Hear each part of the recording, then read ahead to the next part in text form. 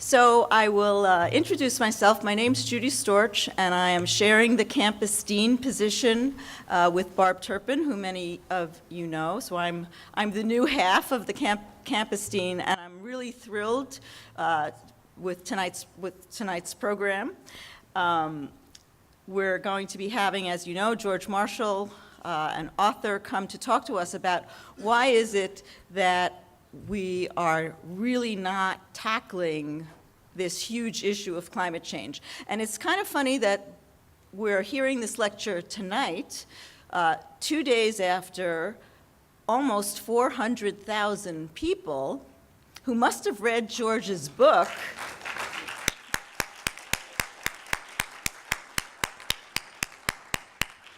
marched in the streets of New York City demanding leadership to change the trajectory in which our climate is going.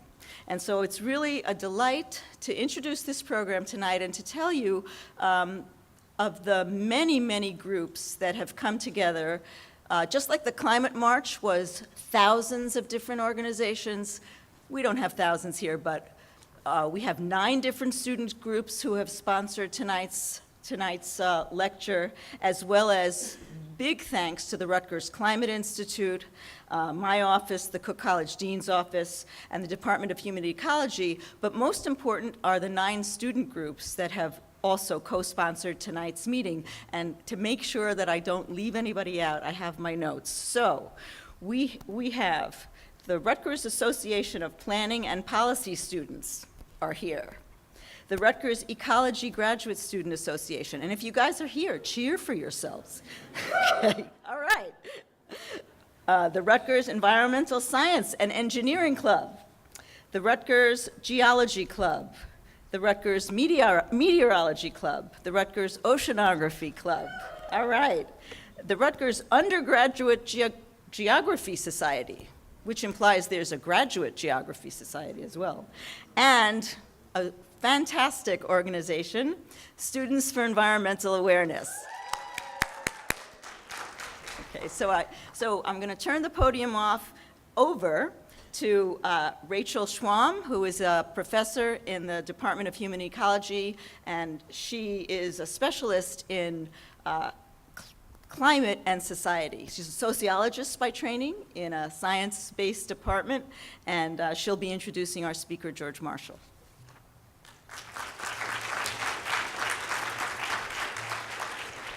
Thank you very much, Judy. I saw George Marshall at the Garrison Institute's Climate, Mind, and Behavior Symposium a couple years ago, and I was sitting next to a fellow named Dan Cahan, who's an academic from Yale who runs the Cultural Cognition Project, and that's a project studying how cultural values shape public risk perceptions and related to public policy support. And he was having strong negative reactions to many of the speakers up there. He was saying, oh, that's just not fact-based, that's just not evidence-based. Oh, these people are telling stories about public opinion and public perceptions. And he was muttering away and slamming on his keyboard. And but then George Marshall spoke, and I remember being engaged and entertained and informed, and that's why when I saw George was coming to the States, I said to Marjorie, oh, we should just reach out and see if we can get this fellow to come. And then this is what the previously kind of hypercritical, annoyed Dan Cahan said, posting later in his blog, Marshall, a man of apparently unbounded curiosity, creativity, and public spirit, is organizing a set of related initiatives at improving public science communication around climate change. This man knows science communication. And so he was happy. And so George Marshall, we're very happy to welcome him here tonight. He's the founder of the Climate Outreach Information Network, a charity specializing in public engagement around climate change. And through COIN, this organization, he provides academic, government, and campaign training in climate change communications and public engagement. He writes for publications including The New Statesman, The Guardian, and New Scientist, and frequently updates his blog at climatedenial.org. He has recently published his book that he's going to speak to you a lot about tonight, and you will have the opportunity to purchase and get signed after our question and answer session. And he's also had the opportunity to be a lead advisor to the Welsh government and has developed communications they've applied in all their communications across groups. He has worked across the political spectrum, as you'll hear from his talk tonight, from activists and trade unions to coal mining communities, Rotary clubs, and political conservatives. And he's just begun a pioneering project to work with the center-right members of the European Parliament to develop new language and develop a European conservative narrative on climate change.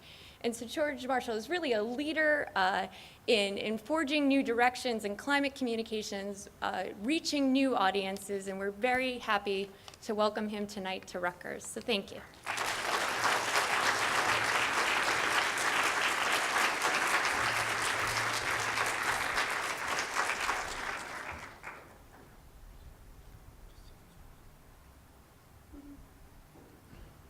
Oh, good. Hello, everybody. I'm thrilled to be here. Thank you so much. It is, you can imagine, a little bit tiring now after 3 weeks of traveling all around the States. Hugely validating and exciting to see so many of you here. I understand some of you are getting a course credit for attending. Is that right? Is that a bribe? Is that like when I give my kids to my kids saying, look, be quiet in the back of a car, and when we get there, you can have a sweetie? Right. But thank you for coming anyway. I will try and justify your course credit. I'm wondering if we could have, is it possible for lighting to have a little bit less light at the front so that people can see the screen? Is there anyone that could see if we could do that? Okay, Rhonda. Okay, right. So,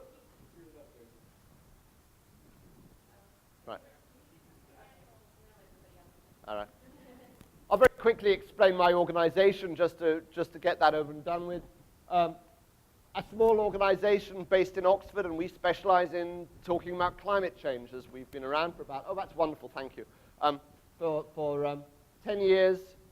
And if any of you are interested, one of the things we do is we try and apply the science of client communication, of communication to the science of climate change. To the people who are out there who are engaging, who are constantly in practice trying to build social acceptance of this issue. And please, if you're interested in this, have a look at this. This is an academic site, but because you're a university, I'm going to tell you about it, where we post up the latest research. There's a very strong body of information and research on this, and it's vitally important it gets applied in the field. So please do join that. Okay. I'm going to start with a story. A lot of what I'm going to talk about tonight is stories. I'm actually going to move that backwards because I don't want to be hiding behind things. I want to be able to see you. Hello. So about, I guess this is maybe about like 4 years ago, maybe a little more, I used to subscribe to this newspaper called The Independent. This was a British newspaper. And it was specialized in climate change stories, unusually for a newspaper. And this was fairly typical. The first 3 pages dedicated to a story all about the destruction of the alpine landscape. Here you can see the melting mountains. Climate change, it says, is going to destroy the infrastructure of alpine tourism. In fact, in the article it says within 50 years, the world's skiing industry could collapse because the snow on which it depends will simply melt as a result of climate change.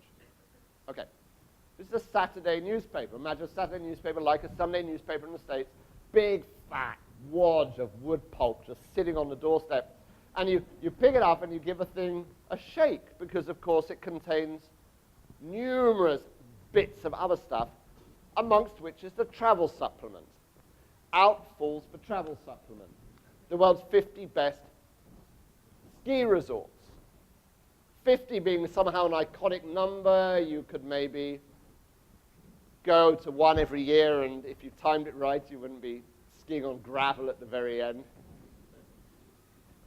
But what is interesting about this is several things. First of all, but there's a clear disconnection between the concern about climate change and the promotion of skiing, but it goes deeper than that. Every single one of these ski resorts could only be visited by flying. They were all long-haul destinations. So therefore, the front end of a newspaper is complaining about the destruction of something which the internal pages of a newspaper is encouraging you to contribute to. There's something so peculiar there that we don't even notice it because we've become so used to it, I think. You know, liberal newspapers don't tend to have front page articles about a gun crime and then inside supplements about where to get the best handguns. And they don't, you know, conservative newspapers don't have internal supplements which are telling you how you can get, you know, increase your welfare payouts. And we know that these would be disconnections in terms of values. For climate change, we don't see it like that. Because just as within a newspaper, these things are hidden away in different compartments of a newspaper, within our brains, they are also compartmentalized. The Independent knows very, very well that its readership is very concerned about climate change. And they know that their readership is very concerned about skiing holidays. And they know that the two things can be kept potentially indefinitely in different parts of their brains. And this happens the whole way in our life, around our life. This is a pile of magazines I see. I take photos of it, so if any of you see things like this, do send them in to me, because I'm intrigued. The way that things come into juxtaposition.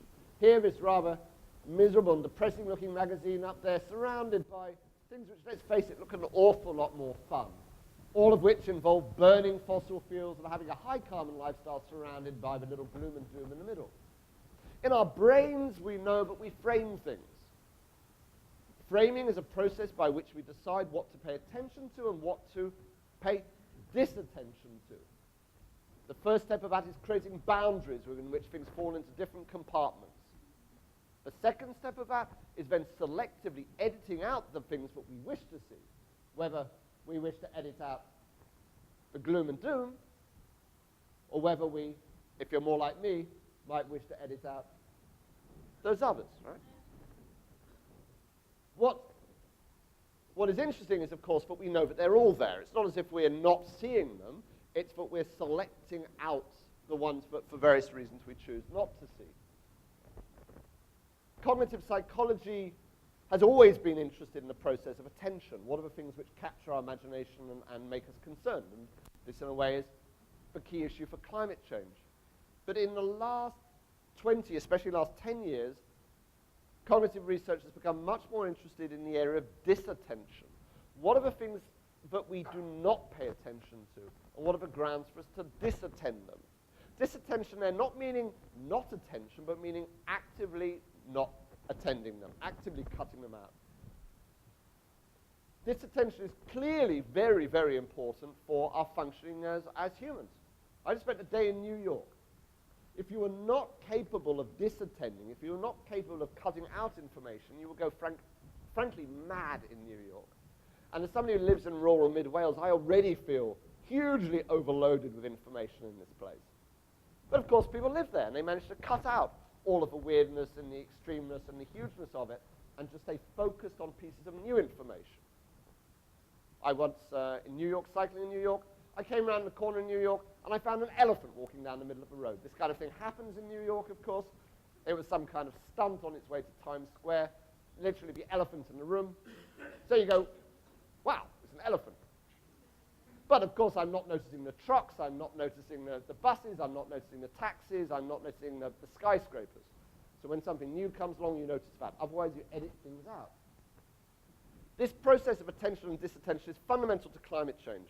Because, I would argue, climate change is not very good at capturing our attention for a number of reasons I'll go into. But it is also rather good at capturing our disattention. That's to say that there are things about climate change which enable it to slip through the cracks of the things that we should by rights notice. And the fact is, our brains are configured in certain ways to pay attention to things or not pay attention to things. We're very vulnerable to issues that don't follow the rules. Here's an interesting thing.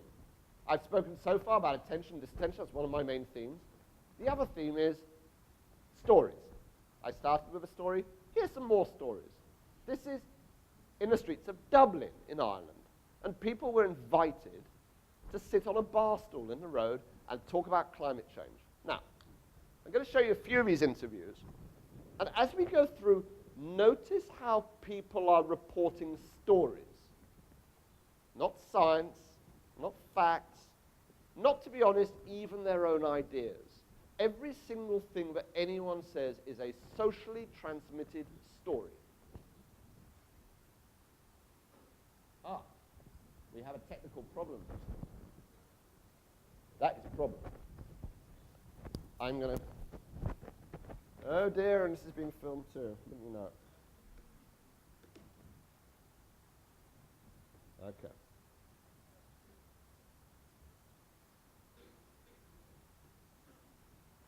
All right, everyone.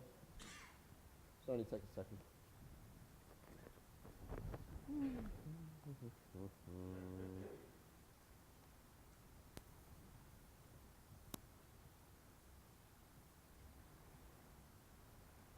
I'm sorry, this is dreadful. This stuff all worked. In fact, I don't for the life of me. We just tried this, didn't we? And it worked.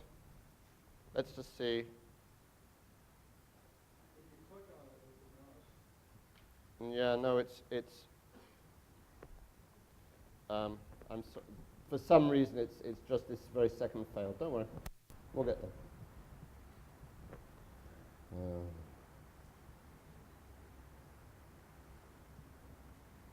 Okay.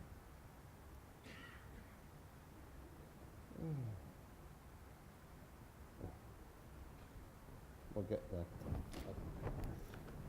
Do you want some help? No, this isn't making me anxious at all. No, this is great, I love it when this happens.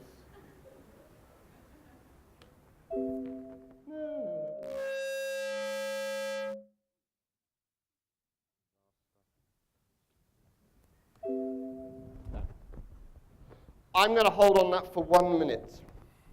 Could you just give me 1 minute, please, everyone?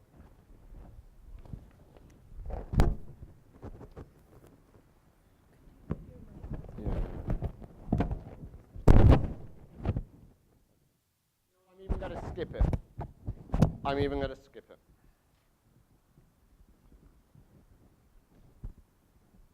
What you would have seen in this, I wish I could do the Irish accent. What you would have seen in this is people talking about climate change as penguins, as polar bears, as a conspiracy, as a senior man, for example, like clearly a knowledgeable, well-educated man talking about how 97% of the world's scientists all accept climate change. And you would have seen somebody quite honestly admitting that they really didn't think about it much at all. These are all socially constructed stories. And we know this, don't we, from our own lives. We know this from the way that we talk about it, people we know talk about it, but there are a certain set number of codified ways that people talk and engage with this issue. But we also know that there is a way that people don't talk about it. Because just as in our brains we pay attention or disattention, there are also ways of talking or ways of not talking. We could say narratives and non-narratives. And one of the most interesting narratives to my mind, I seem to be getting feedback, there we go. One of the most interesting, how about that? Oh, that's better. One of the most interesting narratives to my mind is the narrative of constructed silence. We know that a third of people can't remember ever having had a single conversation about climate change with anyone. This is one of the world's greatest challenges, and they're simply not talking about it. But don't think that the other 2/3 of people are talking about it the whole time either. The vast majority of them have never talked about climate change with anyone other than maybe a few conversations with family and friends. This all-pervasive silence is one of the most powerful things about climate change. It's one of the things it shares with other progressive issues like human rights or sexual abuse or race issues. But it is simply not talked about. And you know, you can do this as an experiment yourself in your own life if you want to, as I'm sure many of you have. When you go out and you try and talk about it with a member of your family who's uncertain or critical, especially people of conservative politics. This is an interesting little poster campaign, by the way, drawing attention to that silence. When I was doing my research, I interviewed an academic here at Rutgers, Eviata Zerubbabel, who is Eviata here tonight. Well, he's a very interesting man, and he's a sociologist. You should be proud of him here in Rutgers, because he's doing really pioneering work around socially constructed silence. What I hadn't anticipated, though, was that that silence also extends to communities which have experienced extreme weather impacts. Because, of course, you would think, it would stand to reason, you would think that if people have gone through an extreme event, this would suddenly switch them on to climate change. But the research suggests otherwise, and there's a whole body of research on this to show that whilst climate change increases people's tendency to associate extreme weather events, whilst extreme weather increases people's tendency to associate extreme weather with climate change, it doesn't necessarily increase the level of public engagement around it. I did a string of interviews in Texas and in New Jersey. Texas, an area that had had extreme droughts and wildfires. Nobody could recall a single conversation they'd had on climate change. I interviewed, this was a town called Bastrop in Jersey. A third of a town had burnt down. 10 times more property damage than any previous wildfire in Texan history. And I asked the editor of a local newspaper, her own house had burnt down in the fire, if she had covered climate change in a newspaper. She said, well, we would cover it, of course, if it was relevant to Bastrop County, but we really didn't see that there was a connection. I said, well, your state climatologist thinks there is. And she said, oh, no, we're only a small newspaper. We don't cover these kinds of issues. And I thought, well, since when does a newspaper, especially a local issue newspaper, shy away from things because they might not seem safe or there might be conjecture? Surely this should be a matter of diving in. She was holding herself back for reasons of social constraint. New Jersey, in New Jersey, I visited communities up and down the seashore that have been devastated by Hurricane Sandy. I went 5 months after the damage. One of the people I spoke to was this lady, Dinah Long. Sorry, I misspelled on that slide. Dinah Long. Dinah Long is the mayor of Seabright. Does anyone know Seabright? Yeah. Yeah, I mean, it's a really nice place. It's got a strong community. At a policy level, Dinah had talked about climate change, but at a community level, neither she nor anyone I had spoken to there could recall a conversation on the issue. I asked Dinah, I said, are you going to talk about climate change? She says, no, we're rebuilding our community here. There she is, with the sign, do. This is her talisman. She brings it out at every main at every town hall meeting. Do is the first 2 letters of Donovan's Bar, which was smashed apart on the beach, and she showed it to me. So it's the first 2 letters of a sign that she found in the wreckage. There, you see, there's a powerful and engaging story. And from this do, she said, we can do it. We can rebuild Seabright. She's a strong and powerful leader, and she's impressive for that. And I said, Dinah, how about you taking your dynamism to Washington? How about you and other mayors from New Jersey, you go to Washington and you stand up there and you have a press conference and say, we're on the front line of climate change, we demand action. And she just laughed. She said, duh, are you crazy? She says, of course climate change is happening, but I'm trying to rebuild my community here. I'm not going to go and start preaching about this whole negative story about how this thing might be coming again. I'm trying to build people a sense of confidence and optimism about the future. She said, sure, climate change is happening, but we'll leave that lofty stuff till another day. And I have to say, I cannot argue with her. I understand entirely why, as a leader, she would do that. I understand why the editor of the Bastrop Chronicle would decide not to cover climate change. It's a contentious issue in Republican Texas. I can understand why people might be wary or anxious about talking about climate change with their conservative family members, or something which feels difficult. I understand all of that, but the reality is if the people who are affected by climate change or extreme weather aren't talking about it, and the people who aren't affected aren't talking about it because they don't see the problem, all the people in between aren't talking about it, we have a king-size problem. Because if we don't talk about it, nothing happens. It doesn't appear as an issue that people are concerned about in opinion polls. It doesn't appear in the focus groups that the president decides on, or the politicians when they decide what issues to cover. You know, if I go out into the streets of New Brunswick or anywhere, and I ask people, are you concerned about climate change? I can guarantee probably a majority of people will say yes if it was a survey. But that's what the majority of people say. In more conservative, like middle America places, it would be lower. Here in New Jersey, we know it's going to be higher. However, if I go to them and I don't prompt them about climate change, and I say, could you tell me actually the issues that you're concerned about, I pretty well guarantee that virtually no one will mention climate change. Because climate change somehow remains separated in people's minds from the things that they're concerned about and the things they should take action on. Why? Well, there is some basic brain functioning going on here. We've known since the ancient Greeks, actually, that different parts of the brain work in different ways, although, of course, the Greeks wouldn't know that it was the brain necessarily that was doing it. But we have always known that there's a rational side to humans and an emotional side. More recently, that there's a scientific side and there's a religious side. I think what we haven't realized until much more recently, since maybe, first named by Seymour Epstein about 30 years ago, and more recently in cognitive experiments, which allow brain scanning, that the brain actually has parallel processing systems. Parallel, but in constant negotiation.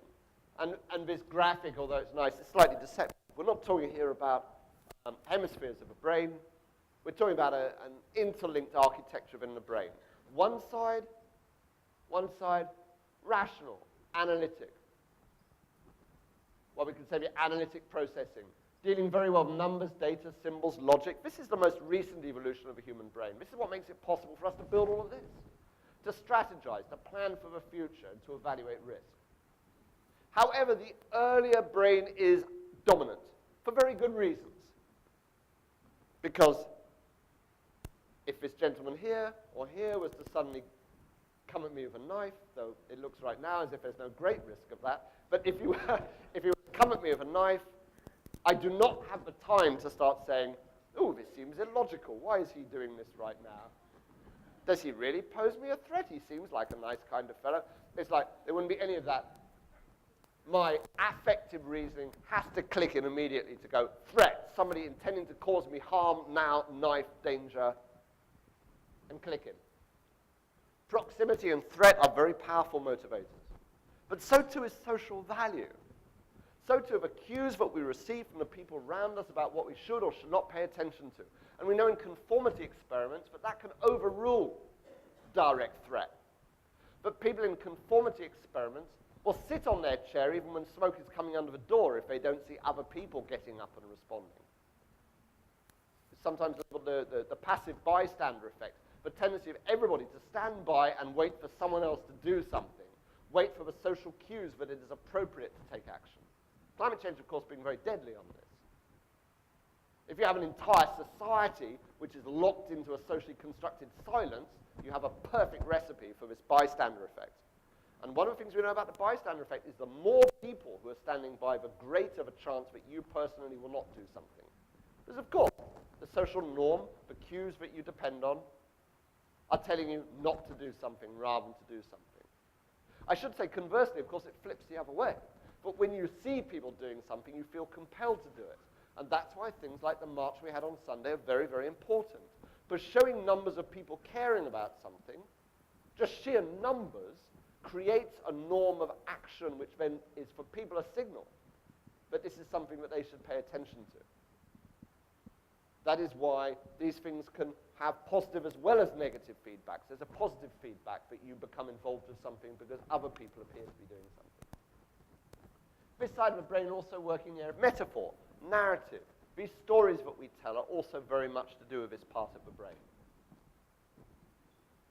So climate change has certain problems.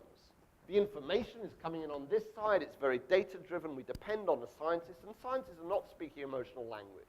Their professional integrity is, in fact, dependent on removing these very qualities here from what they say. That's how they achieve a dispassion in which to evaluate their research. So we're dependent on these other cues, and these are also a problem for us. So climate change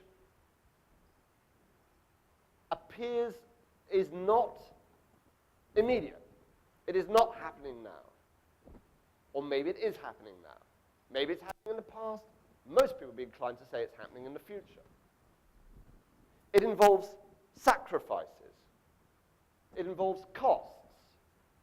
I should at this point probably introduce Daniel Kahneman, the father of a whole school of research into the biases, cognitive biases which affect the way that we make our decisions. This is very much his work. For Professor Kahneman, who won a Nobel Prize for his work, climate change is the worst of all qualities. He said to me that quite honestly he could see no hope on it. He's very apologetic. He's a very nice man. He said, I'm so sorry. He said, I'm so sorry. I see no hope. I said, okay. Well, thank you for sharing your views with me. I said, I'll go and tell everyone that. And this is why.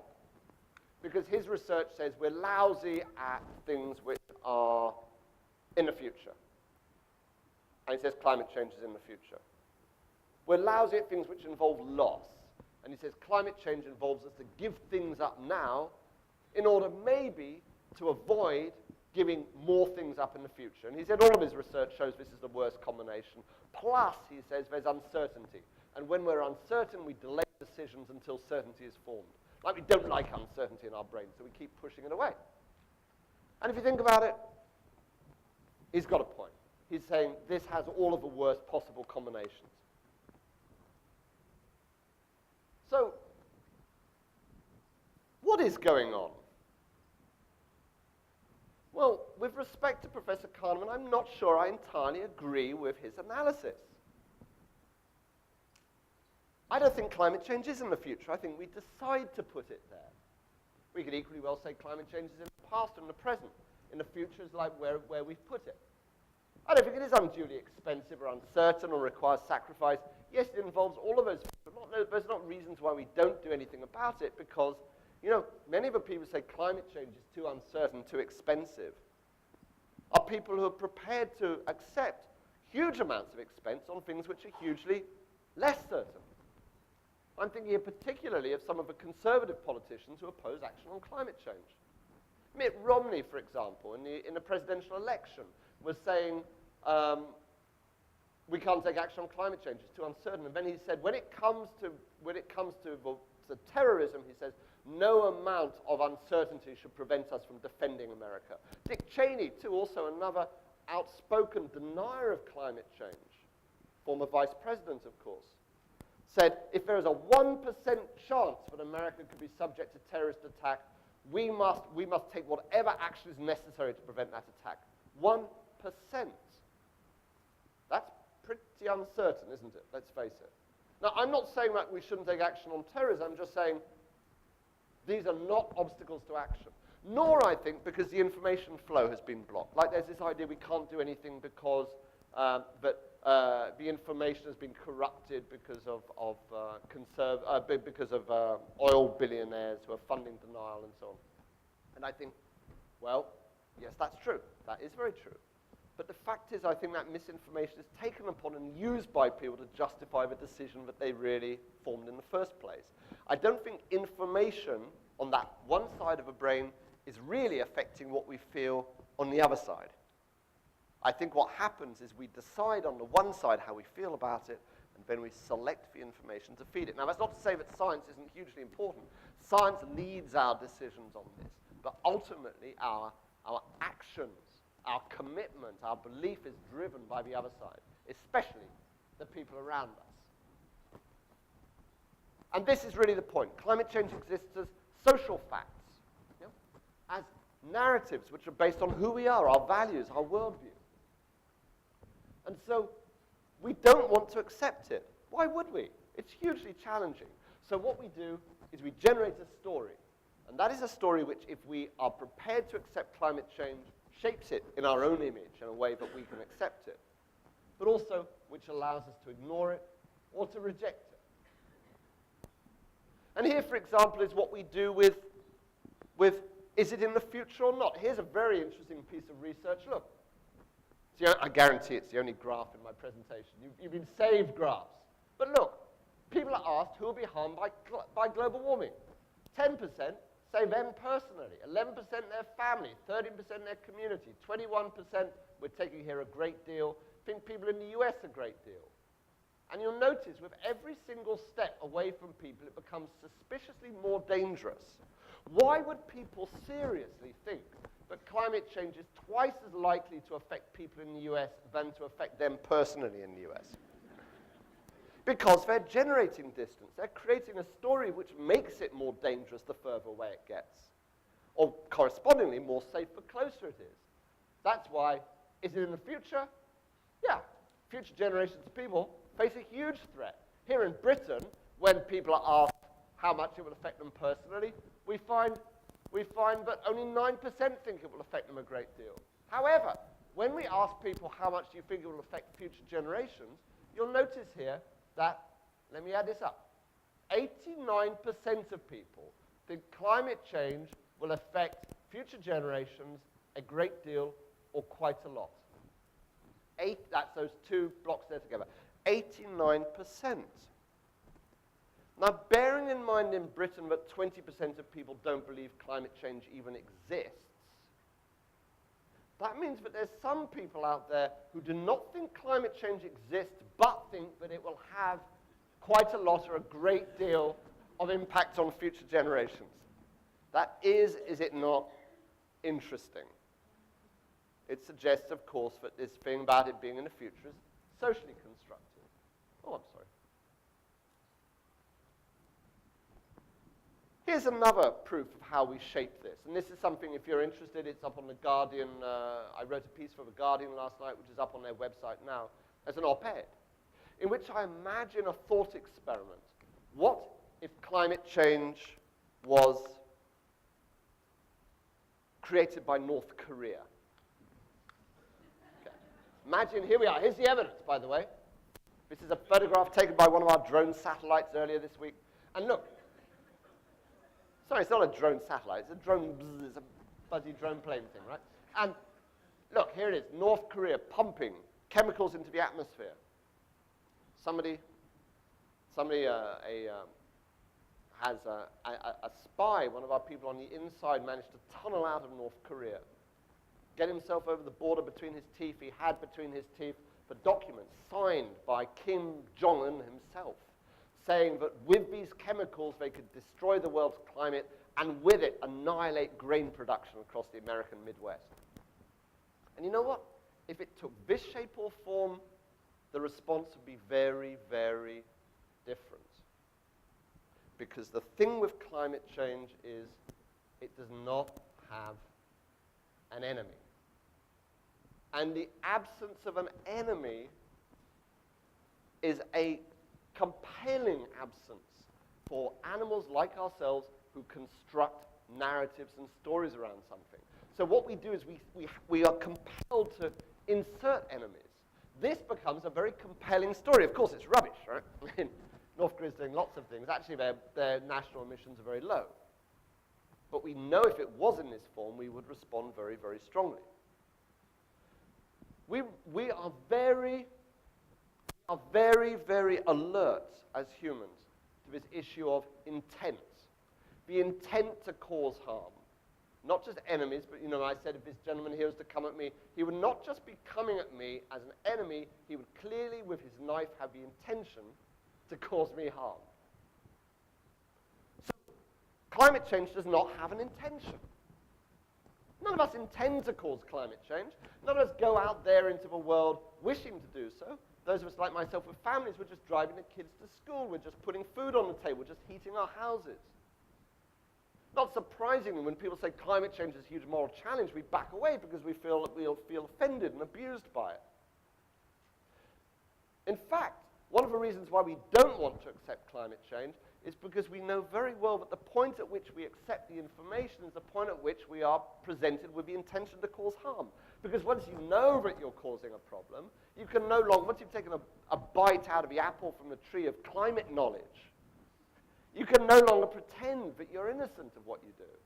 So is it surprising that people react with anger or a sense of blame when they're presented with the impacts of climate change? Is it surprising that people say, you know what, I don't want to talk about that and I don't want to know? Because when they do know, they're presented with the moral challenge of what they're doing. And so, into this enemy-less narrative, we impose enemies. Environmental activists, for example. Big oil. Our own heroes. Our own villains. You know, sometimes climate change is described as being the elephant in the room, but in a way, in a funny way, it's like the elephant we're inside. We're in it, and it's hard for us to see outside because it is a uniquely constructed issue within which we have personal culpability. In fact, in case you don't know such things, there is actually an elephant you can go inside, and it's called Lucy the elephant in Atlantic City. There you are.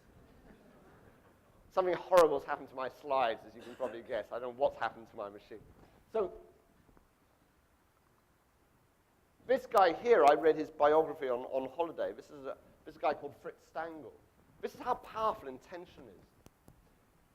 Fritz Stangl said when he was learning to be a policeman in Vienna Police Academy, he learned that a crime, to be a crime, must have a subject, an object, an action, and an intent. That's his definition of a crime. Fritz Stangl is no ordinary man. He's a man who should know something about what a crime is because he was commandant of Treblinka death camp. And under his excellent professional management, over 1 million people were killed there. And what is interesting is for Fritz Stangl, the absence of an intent means that he cannot be a criminal, nor can he be an enemy. Because he says he meant no intention of harm. He was just doing his job, believe it or not. He said, sure, there was a subject for camp, an object for Jews. Sure, there was an action. We gassed them. But there was no intent. He said, I didn't intend harm. I have nothing personally against Jews. Do you see how complex the moral construction is in our mind that requires this idea of enemy intention, and how difficult it is for us to deal without it? So just as on our side, and I say my side as activists, we try and make sense of this issue by imposing our own enemies and our own values, whether it's big oil, or it's the Coke covers, or it's so on. And I'm not saying these are not enemies. These are all actively involved in the making it hard for us to create political momentum. We cannot be surprised that people who do not share our values or our politics are doing likewise. I spent an extraordinary day with the Texan Tea Party. It's part of my Texan tour. They were very friendly, very open, and I was the enemy. So bearing in mind, actually, that I was the enemy, they were surprisingly nice to me. My hostess, Deborah Medina, very kindly showed me the gun that she keeps stuffed down the side of her car seat. She incidentally, this was not my photo, this was a photo on which she ran for the Texan gubernatorial contest for the Republican ticket. I said, Deborah, what do you do with this gun then? She says, you never know when you might need it, George.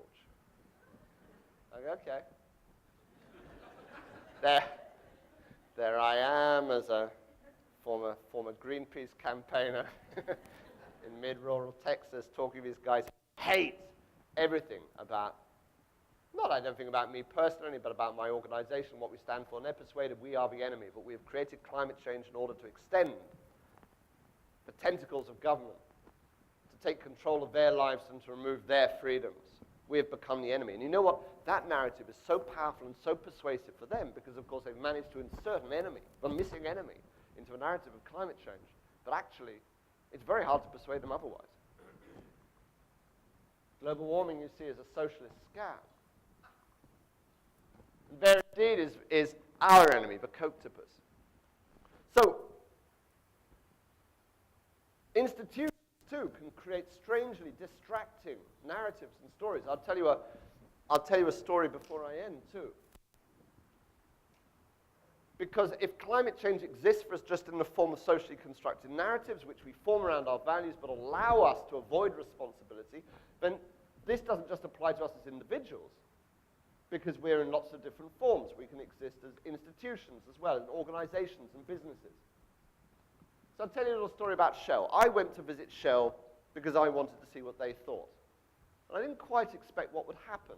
I went into Shell, and behind the reception at Shell, there's a big screen on which the building manager is explaining that their ultimate goal is something which he calls Goal Zero. Goal Zero, he says, is no accidents in this building can be permitted. All accidents can be prevented. Your health is our primary concern. He says no running in the corridors, which is, I'd say, a phrase I haven't heard since school. No running in the corridors, he said, report any unsafe behavior by your host. Have a very safe visit. Right? This is in reception to Shell. This is peculiar, I have to say. But whilst I'm watching this thing, the people behind reception are pointing at me in this strange way. And they come like pointing like this. And they go, sir, this being England, of course, maybe New Jersey, they go, oi. But they just go, sir, your shoelace, sir, it's undone. You could slip and have an accident. Okay. So I say, well, I like to live dangerously. Of course, what they don't know is the last time I visited the Shell building, I'd actually been locked inside a revolving door I'd just walked through. This is when Ken Saro-Wiwa from Nigeria was on death row, but that's a whole other story. So as I go up the revolving stairs leading up into the center of the building, they're all at it again. And they're all going, sir, sir, hold the handrail, sir, hold the handrail. You might slip and have an accident. As I look down at the handrail, all along it are these little signs, hold the handrail, hold the handrail, hold the handrail, hold the handrail. And the steps I notice, on the bottom side of a step, it says, warning, slippery step, warning, slippery step. Up at the top floor, I meet the Chief Climate Change Supremo of Shell. And as I sit down, he's doing it too. He's going, George, he's doing this weird pointing thing they all do. George, he says, George, your pen, it's leaking. You could have an accident. Well, I have to say never in all my life. And I want to say, my pen's leaking? My pen's leaking? What about your oil wells? Report unsafe behavior by your host. I mean, I can say a lot about unsafe behavior by my host, which by many points of view involved in some of the most destructive behavior in human history. But they don't see it like that because the power of these socially formed narratives has taken over. And I think that they're involved in a very large-scale, institution-wide diversionary campaign, what psychologists would call moral license, in order to create, on the one hand, a very deep level of concern about the impacts of their operations, especially in terms of health and safety, to somewhat avoid the wider issues of what it might be. Here's an example. This is the mission statement of one of their operations. The Olympus community will foster Goal Zero, we've heard that. Develop people, maximize production. This will be accomplished with a caring attitude, you see? Caring, personal accountability, and process efficiency. You'll love this, values. No harm to people or the environment. Engage every person. Diversity, inclusion, balance. Top quartile producer, no oil left behind. You see what I'm saying? And I guess when I come back to this thing again, like, why don't we get climate change? Why do we not believe in it? I do not have all of the answers, but I have some of the important questions. The questions are that we do not involve or engage with this in terms of the information or the science. We engage with it in terms of these socially formed narratives. These then become dominant in our consideration, even across entire institutions, even incidentally across the entire United Nations, which, in my observation, has a socially constructed silence around the issue of fossil fuel production. I talk about it in detail in the book, I won't now. but just to say, just as there's socially constructed silence in our personal engagements, there can be in policy. The United Nations and the United Nations process, weirdly, has never once, in 25 years, ever discussed the, what now, $1 trillion a year which is spent on bringing new oil, gas, and coal fields into production. So you've got a problem where it starts at one end, where we know there's lots of causes with fossil fuel production, it ends with gases. One end has never once been talked about. To my astonishment, actually, I interviewed a lot of people who'd been following the process. Never once. Not a single floor statement, not a single policy position. Nothing has ever engaged with this issue. Why? Because there's a socially constructed silence, and you can only talk about what you can talk about. So they talk in very great deal of detail about how to deal with gases. And in our own brains, this is separated. Hillary Clinton, for example, undoubtedly a very intelligent woman. Undoubtedly, I'll give her the credit. I think she understands that climate change is a threat. She could go out to Norway, and in one day, in the morning, she could go out and visit the melting Arctic on a science boat, and come back and say she was deeply concerned about what she saw, have lunch, and then after lunch she could sit down with the head of Norwegian Statoil, the head of ExxonMobil, and discuss American opportunities for investing in new oil production that has only been made possible by the very melting she saw that morning. How can she do it? Because like the magazines we saw at the beginning, people can compartmentalize. And she, like most policymakers, has been enabled to compartmentalize fossil fuel production from greenhouse gas emissions. How convenient, and how tragic, and how disastrous for us all. My final point, because I'm aware of time, is to say that whilst I was speaking, I'll hold it there, whilst I was speaking with people I would not normally speak to, it's a huge privilege for writing a book, I also spent time speaking with evangelical leaders. And I guess this is where I'm starting to think there may be ways of speaking in new ways about climate change. Because if we're really going to deal with this issue, we have to find ways of reshaping the narrative, making it here, making it now, making it urgent, and making it something that we can see but people around us care about. The most interesting conversation I had was with this man, Joel Hunter. Joel is the founder of a church in Texas, which is now, I think, the 10th largest church in the US. A mega church, no less. Joel also gets climate change. Joel is also an evangelist with strongly conservative politics. He's a very interesting and unusual person to speak to about climate change. And I said, Joel, as somebody who's an evangelical and who's managed to build your church from very small beginnings into this huge institution, what can we learn from you? He had very interesting answers. He said, well, one thing is we have a community of belief. We recognize that the centrality is that we believe in something. And therefore what we do is we share that. But we also recognize that we doubt things, that we have internal conflict. We share that too. And he said, I have to say, sort of within the climate movement, what you tend to do is just to give people a leaflet and tell them to go to a website. You don't allow people to recognize that they might have doubts or uncertainties or anxieties. You don't put that stuff up front. But not only do we do that, but the primary way that we mobilize people, engage people, and bring them in is by sharing, by outreach. We could say by proselytizing, by going out, by witnessing what we know.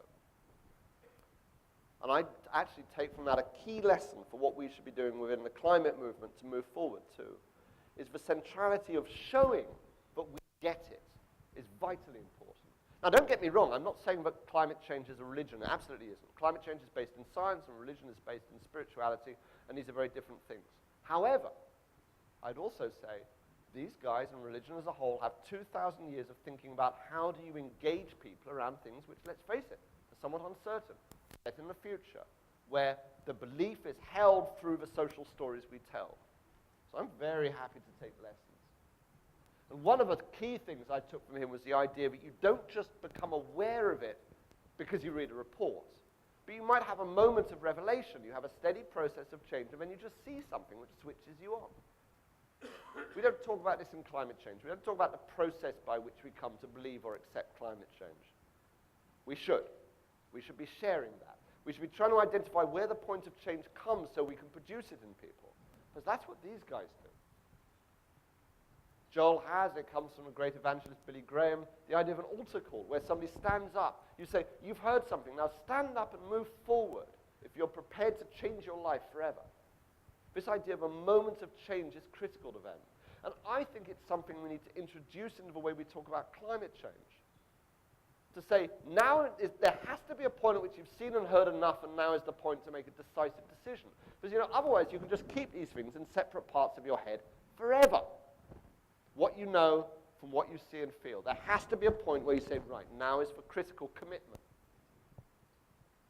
Finally, and this I only threw out in the book, but it has started a lot of very interesting debate amongst my colleagues in the movement, there's no narrative of forgiveness with climate change. Like Joel says, for what we do, forgiveness is critical. Because remember, even though climate change is based on the science, it has a heavy moral responsibility in the way that it engages with us.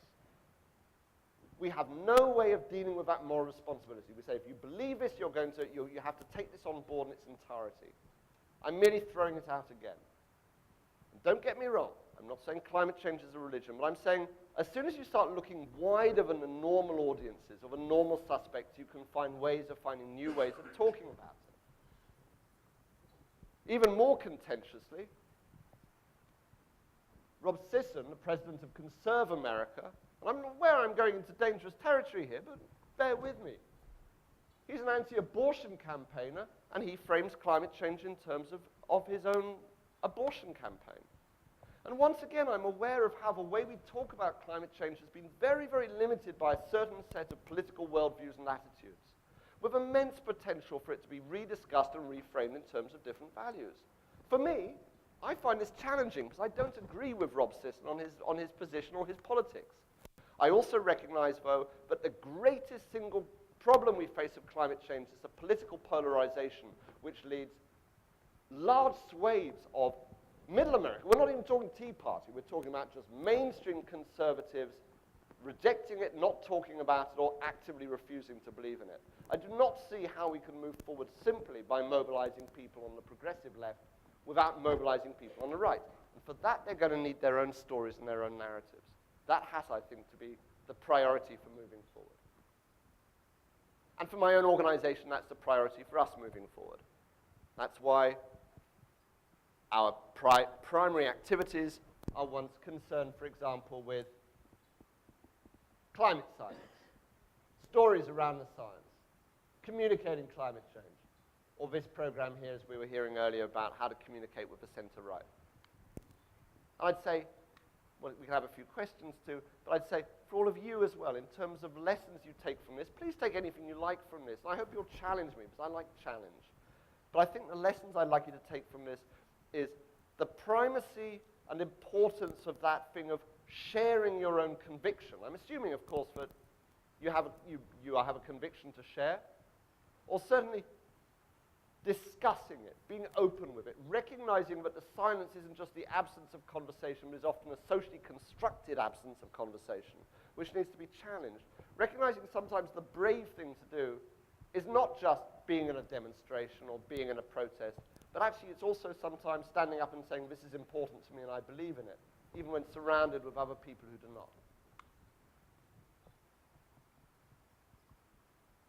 And I'm going to finally end by saying, if there are academics in the audience, of saying, my research showed that just as there's areas of attention and disattention, there's areas of research and non-research. In fact, I made contact with a sociologist here at Rutgers who is studying non-information.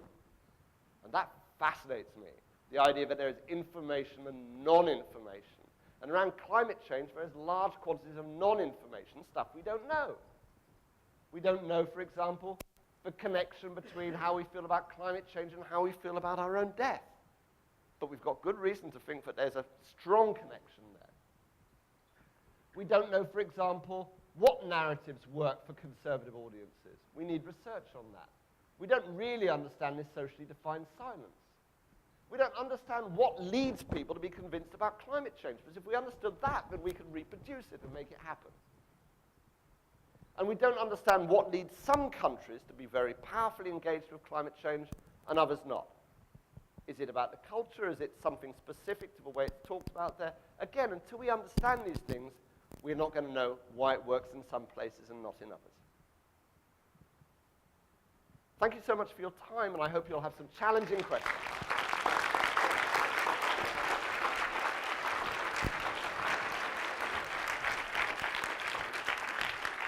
Thank you. This is on, but Yes, it is. oh, we'd just like to ask folks, you can line up at the front microphone for questions, and if people would like students who have questions kind of go in the front, we'd like to encourage some student questions and participation. So please go ahead, and we're going to take about 15 minutes for question and answer. So I have a comment and then a question. Please. I like comments, please. I very much like your proposition that we should be adopting some of the practices of faith-based organizations to attract people to their view. And I say that because I was born in Texas, was raised in the South. You know, I know all about the Holy Spirit and testimony, and went to church every Sunday. And in every talk I've tried to have with people about climate change, nothing resonated more than just this past Friday when watching the Disruption film. In our Q&A, I said, my point was when I finally realized that I could no longer live in hypocrisy and I needed to change my, and based on what you said, what I was doing was I was giving testimony on my personal revelation, stuff like that. And I got more people to come talk to me after that than I had ever had in trying to talk about climate change. And it was exactly what you're pointing out, and that we are not resonating through this sort of testimony dynamic about climate change. And I'm just curious if you really think that's how we should change the whole narrative around climate change.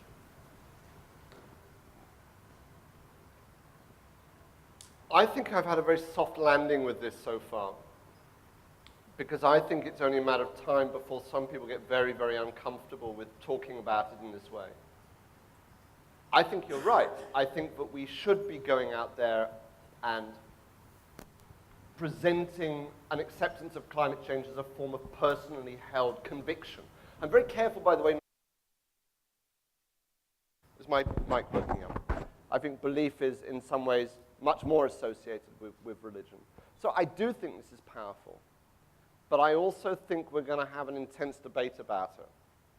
Because I already know that people who work on science, for example, and I hope that some people here would like to share this view, because I'd be very interested to have a debate on this, are very uncomfortable with the idea that there is any confusion whatsoever.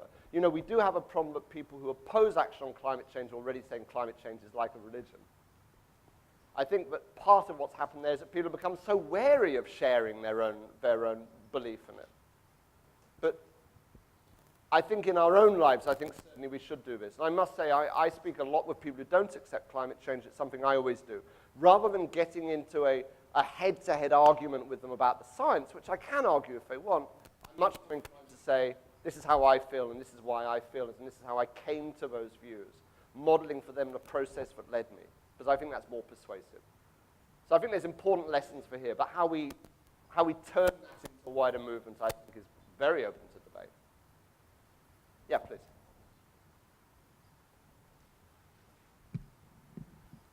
So, hello. Okay. Hello.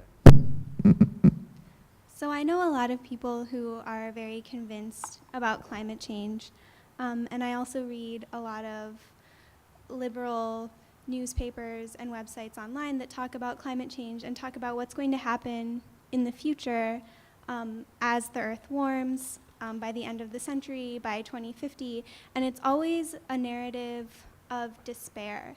And I think that's something that people have a really hard time coming to terms with. Even if everything changed right now, the Earth would still warm X degrees by the end of the century, and it's a very sad picture. How do we combat the narrative of despair? We have to make sure that there's a hard balance there, of course, because sometimes people say, well, the doom and gloom just drags people down so much that we can't do it. And I think that there was a fashion for a few years, both in America and in Britain, for not even talking about climate change or its impacts, just talking as if the green economy and transition to renewables was enough. And I don't think it is enough. I think you have to say, no, but there's a threat there. But I think it's very important to first of all, to talk about the threat in terms of things which are direct to people's own values, and then similarly to talk about the solutions in ways which are directly relevant to people's own values. So the rewards of taking action are the rewards that reinforce people's values and who they are. If people are deeply invested in the community, then the rewards for taking action is that this is something that can bring our community more strongly together. Yep. So if people are invested in moral concerns or moral values, for example, this is something around which we can rebuild our sense of who we are, our identity. But doing these things makes us more of who we are. Similarly of saying, you know, Americans are people who, you know, who pull together, who can stand together against challenges of this kind, so that when we do so, we become more American. I have to admit, I'm not American, so it's harder for me to understand this. I know in my own work in Wales, though, we have persuaded the government to build the narrative around saying, yes, there are threats, but those are threats which are threats to the things which we hold close.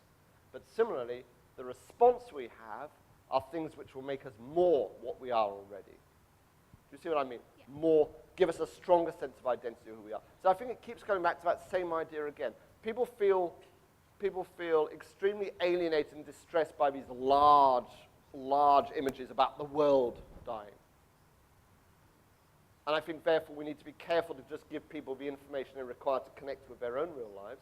But similarly, providing that comes, again, with solutions which are rooted in terms of who people are. Yeah. Thank you. You're welcome. Please. Hello. Hello. So, like, are you familiar with the works of Jonathan Haidt? Yes. Yeah. I've been very interested in his talks and have watched like many of them. So, what do you think of like his approach with the moral psychology and how that can play a role, and his asteroids club, and like how that like non-debate can play a role, and like the moral psychology and like understanding the foundations? Yes. Yeah, I sometimes talk about the whole asteroid thing is fascinating in itself, isn't it? Like the idea that if an asteroid is coming at the Earth, that this is, I mean, it's a bit like that example of North Korea, isn't it? It's like the idea that if there's an external enemy, we can all come together around it. One of the important things I would urge anyone working on is to read Jonathan Haidt's work. He's dealing with moral foundation theory, so he's arguing that people of different political worldviews actually have different foundations to the way that they see the world. And I think that what I take from that is a very clear perception that the way that climate change has been talked about is very heavily drawing from one set of moral values. I mean, like, take a step back and say, you know, the first people who came to climate change were environmentalists because it looked and smelt like an environmental issue, right? So it's pollution. This was a time around the Clean Air Act. There had just been effective work against pollution. It was caused by big business. It was caused by burning fossil fuels. We contributed through a wasteful lifestyle. The solutions appeared to be things like renewables. It therefore spoke very strongly to environmentalists. Environmentalists having very largely, not entirely by any means, but very largely within the movement, having liberal values, they then made it into a liberal values issue. And Jonathan Haidt, for example, talks about issues like authority, purity. These are values which are not accepted, generally speaking, by environmental community and are not present in climate change. And there's immense potential for that. So what is important, though, is that not that environmentalists start using this language, but that it starts being used by people with each other. So it's not just a simple thing of understanding differently how maybe one group speaks about it to another, but it's actually saying, let's get that communication happening within those communities. The vital thing, and this is not it where it's not just what he's doing, is he's just trying surveys past people in a sort of neutral environment. But the critical thing is that the way that people receive information is colored by the people who are talking to them about it, the communicator. So it's both, let's introduce ideas of authority and purity into the discussion coming from people of those values.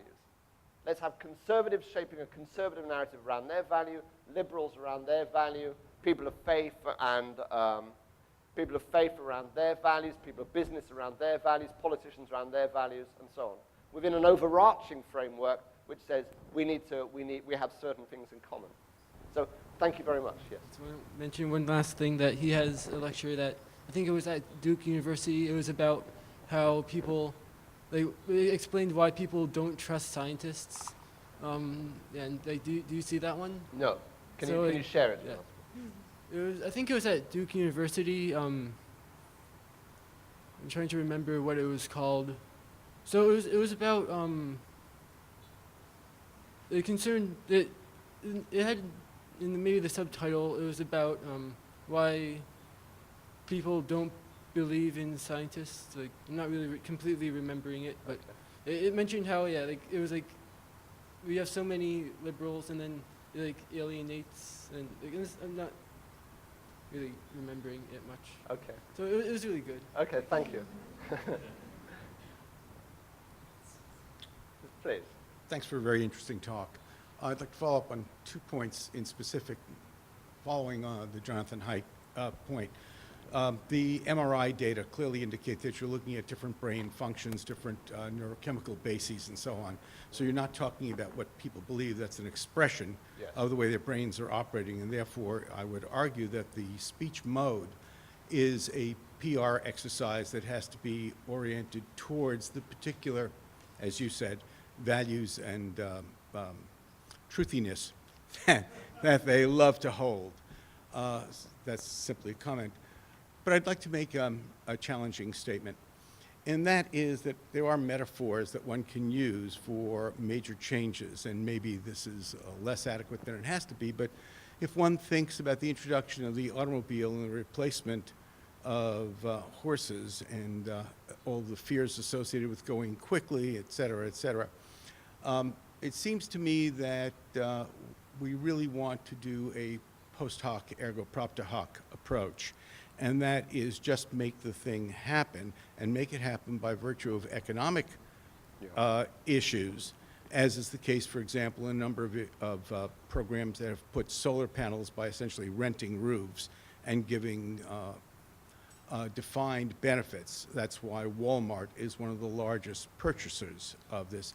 And you may or may not want to worry about homes, as cute as that may sound. The point being that the more that you see processes being accepted, the more they're driven by known economic methods. Then you get this active participation that you were talking about, as opposed to the inaction associated with anxiety. So in other words, the argument I'm making is ignore the emotionality, go ahead and do it, and let the justification follow the action. I think it's a very fair point, although it's interesting that what you're saying actually contains a fair quantity in a way of what I'm saying. Maybe the word emotion is misleading, because the emotion suggests it's very emotional, but it's very driven by something which is a consciously driven emotion. But if we take a step back and we talk about social signals, the reason, of course, that what you're talking about works so well is that if we have solar panels on the roofs, it's creating a social norm, maybe not in the form of personal communication, people saying, I care passionately about this, but it's creating a norm of visible change. Yes. And that's, I think, is one of the reasons why, for example, solar is so extremely important. We advised that the British government had a whole program for subsidizing solar. And we were asked for our advice, and we said the advice we would give is to enable people to share what they're doing with the people around them, so as to create that social norm of action amongst homeowners that this is something worthwhile to do. So, Right, so as an example, you have laws in New Jersey that prevent local sharing of excess power because it's an immediate conflict with the state-sanctioned proprietary control by power companies. So if you had a large facility with a roof covered with solar panels, you can't sell some of that extra power to the guy next door, even at market price. And so you're really talking about government involvement in enablement and maintenance of markets, which is an early step to increase value, not simply by saying, gee, my neighbor has one and I'd like one, but goodness, this has given me an immediate advantage that has just saved me some money in addition. Yeah, Okay. yeah. Thank We're you. going to take one more question, and then we'll wind up. George's Okay. going to sign some books Okay. in back, and there's some nice snacks. So All go ahead. right. Give your Hello. So I'm one of the organizers for the fossil fuel divestment campaign on campus. Right. So along with many of the fine people in this Hi. audience. So along that line of work, we spend a lot of time just cold speaking to people about climate change. Where we're at a table at like the Involvement Fair or just in the campus center, especially for the recruiting for the People's Time March that just happened. So the strategy I've kind of adopted and that I've kind of been trying to spread to everyone who works with me on this is to start off by saying, hello, how are you doing? Are you concerned with the lack of response to climate change? So if they're of like-mindedness, they'll say, yes, of course, I've been waiting all day for someone to ask me that. And you just sign them up and they're in the cause and you try to get them to your next meeting. But it's more interesting when they say a little bit or not really or no or I don't believe in climate change. So at first that would irk me a lot, but I've kind of adopted into changing that into, well, do you want to talk about that? Why is it only a little bit? Why not a lot of it? Why do you not believe in it? What arguments have you heard? I've been trying to make it more engaging, and I think that's been the most effective way I've seen so far, but I would say at least 70% of the people that come by are still saying no thank you to a question that doesn't really answer. So I'm just wondering, do you think you would have a strategy to approaching people just out of the blue on something like, are you concerned with the lack of response to climate change? Wow. I think the mere fact that you're doing it is important. You know, I think the mere fact that you're out there even raising this issue is important. But, of course, where they really need to be hearing it from is their own friends, yeah? Is their own people around them. So I think what you're doing is fine. I think that maybe the trick, to be honest, is actually encouraging and enabling people to do it themselves with each other. So maybe, I mean, I don't know. I'm just thinking, like, I remember, like, when I was at college, and, you know, there'll be lots of people, and they'd all have their own axe to grind. It's a bit like, do you have that thing in the States where people come up to you in the street and try and get you to sign up for their charity, right? In Britain, we call it chugging. Do you know that? Do you call that there? Chugging is, of course, charities hate this, but it's a compound of the word charity and mugging. It's like this idea that someone comes up to you and they're all friendly and they say, hello, sir. And it's like, no, go away from me. And I think probably what you're encountering is that boundary that people put up just to keep themselves away. But I think it's important to be doing what you're doing, but I don't have a specific advice for you other than to say, but in a wider strategic sense, I think we need to be enabling and encouraging people to do things in their own informal conversations and interactions. You know, and all I can say is I have a personal goal. I met it today, I met it yesterday, I've been able to do it every day so far, actually for months and months, but every day I have a conversation, either with someone who I know who isn't engaged or particularly with a stranger. And that's my personal practice when I go out and I do it. And I think that this would be something which is worthwhile to see as a form of, as a form of activism. I think something else to do, by the way, is rather than like can you see that the question makes people feel a bit bad? Like, are you concerned about this? And people, you're putting them in a difficult position. Maybe the thing to do is just say, you know what, this is great. Great, we're having a great time. Come and join us. This is great. Come on board. We're having such a cool time, and we're really, really fun people. We look like it. We're a very fun-looking bunch. All right, Thank you. well, We can thank talk you more after you. for the great questions.